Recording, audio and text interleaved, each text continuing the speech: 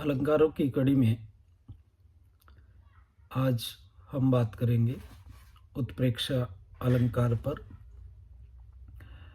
पिछले वीडियो में हमने देखा कि उपमेय, उपमान, साधारण धर्म और वाचक शब्द क्या है। उत्प्रेक्षा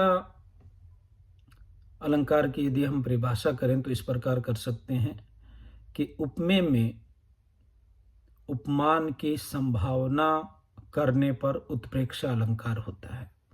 उपमेय में उपमान की संभावना करने पर उत्प्रेक्षा अलंकार होता है।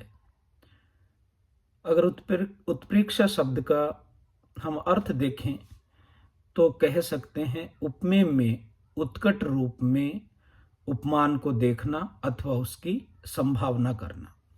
उपमेय में उत्कट रूप में उपमान को देखना अथवा उसकी संभावना करना।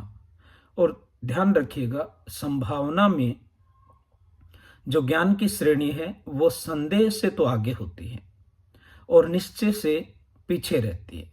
ये जो अवस्था है, ये संभावना की अवस्था है, ये संदेह और निश्चय के बीच की होती है। अर्थात व्यक्ति में संदेह तो नहीं रहता लेकिन किसी निश्चय पर वो पहुंच नहीं पाता। तो जहां उपमेय में उपमान की संभावना व्यक्त की जाती है वहां उत्प्रेक्षा अलंकार होता है।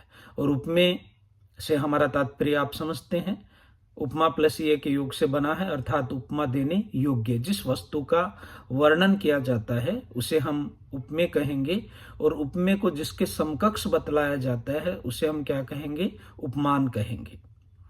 इस अलंकार की जो महत्वपूर्ण विशेषता है वो इसके वाचक शब्दों पर निर्धारित है। मानो, मानहु, मनो, मनहु, जानो, जानहु, जनु, एव, निश्चय, ये सारे के सारे क्या हैं? इसके वाचक शब्द हैं। अर्थात उपमेय अलंकार के सामान्य रूप से यदि हमें पहचान करनी है तो हमें यह ध्यान रखना होगा कि जहां उपमेय में उपमान की संभावना तो व्यक्त की जा रही है लेकिन वो संभावना किन वाचक शब्दों के माध्यम से की जा रही है, उन वाचक शब्दों का होना उत्प्रेक्षा अलंकार में अनिवार्य है। जैसे मानो, मानहु, मानहु, मनो, मनहु, जानो, जानहु, जनु, एव, निश्चय, इनमें से किसी न किसी एक शब्द का होना उत्प्रेक्षा अलंकार का आगमन सूचित करता है। जैसे हम उदाहरण देखें, सोहत ओढ़े पीत पट, श्याम सलोने गात, मनो नीलमणि शैल पर आतप पर्यो प्रभात। तो यहाँ कौन सा शब्द आया है? मनो शब्द आया है। तो इसमें जो प्रथम पंक्ति है हम उसे उपमेय मान सकते हैं और द्वितीय पंक्ति को हम कह सकते हैं कि वो उपमान है। सोहत ओढ़े पीत पट, पट वस्त्रों को और पीत का अर्थ हो गया पीले। पीले वस्त्र धारण किए हुए ऐसे शोभायमान हो रहे। कौन? श्याम सलोने गात, गात शरीर, श्याम अर्थात श्री कृष्ण अपने सांवले सलोने शरीर पर पीले वस्त्रों को धारण किए हुए ऐसे सुशोभित हो रहे हैं। ये क्या हो गया? उपमेय वाक्य हो गया। अब नीचे इनको जोड़ने वाला जो वाचक शब्द है वो क्या हो गया? मनो, मानो। ठीक है। नीलमणि शैल पर, मानो नीले पर्वत पर, आतप पर्यो प्रभात, आतप सुबह की धूप और पर्यो प्रभात, प्रभात की प्रातः काल की जो पीली धूप होती है मानो वो नीले पर्वत पर गिर रही हो। ये कौन सा अलंकार है? उत्प्रेक्षा। इसमें भी वस्तुत्प्रेक्षा, हेतुत्प्रेक्षा और फलोत्प्रेक्षा आगे इसके विभाजन है, रूप है। इसके बाद हम देखेंगे भ्रांतिमान। जैसा नाम से ही है, जहां गुण और धर्म आदि के सादृश्य, सादृश्य का तात्पर्य क्या हो गया? समानता। ये समानता किस आधार पर हो सकती है?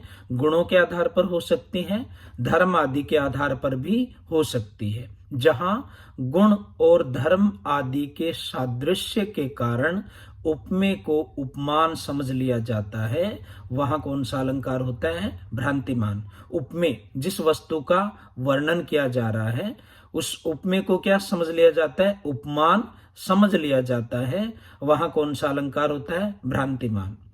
यहां ध्यान देने वाली बात यह है कि यह भ्रम है, ये एक प्रकार का निश्चयात्मक ज्ञान लगने लगता है। ठीक है। जो तत्वतः अज्ञान है। लगने तो यूं लगता है कि ये वास्तव में निश्चयात्मक का तात्पर्य क्या है, व्यक्ति यहाँ संदेह वाली स्थिति नहीं रहती और संभावना वाली स्थिति भी नहीं रहती। ठीक है, तो ये जो अज्ञान है, ये जो भ्रांति उत्पन्न हुई है, ये निश्चयात्मकता में परिवर्तित होती हुई हमें दिखाई देती है, किंतु इसमें संदेह की जो अनिश्चितता होती है वो अनिश्चितता नहीं होती। उदाहरण देखें, परत भ्रमर सुख तुंड पर भ्रमधरी कुसुम पलास, सुखता को पकड़न चाहत जम्बू फल की आस। परत भ्रमर सुख तुंड पर, सुख तोता और तुंड का अर्थ हो गया चोंच, और भ्रमर भंवरा वो बार बार झपटता है किस, भ्रमधरी कुसुम पलास। ठीक है, कुसुम का फूल समझ करके भंवरा है वो तोते की चोंच पर बार बार झपटता है, और सुखता को पकड़न चाहत, इधर तोता है वो भी उसको पकड़ना चाहता है, किसमें, जम्बू फल की आस।